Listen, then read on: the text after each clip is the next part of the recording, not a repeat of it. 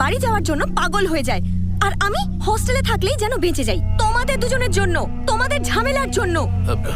তোমরা দুজন যা খুশি করো, ঝগড়া মারামারি যা খুশি করো, প্লিজ আমার সামনে করো না। আমি আর নিতে পারছি না, প্লিজ। দীপা, বাবা, তুমি আমার বিয়ে দিয়ে দিতে চাও তো? তুমি যার সাথে বলবে আমি তার সাথেই বিয়ে করব, কিন্তু আমারও একটা শর্ত আছে, ততদিন আমি মামা বাড়িতেই থাকবো। আরে চলো, শোন বাবা। দীপা, চলে যাচ্ছে যেতে দে। আজ না হোক কাল ও বাবার কাছেই ফিরে আসবে।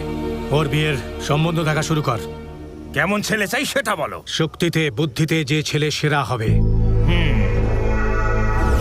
যে শত্রুর চোখে চোখ রেখে বাঘের মতো তার ওপর ঝাঁপিয়ে পড়তে পারবে, সে ছেলের পা যেখানেই পড়বে সেখানেই খুশির ঢেউ উঠবে।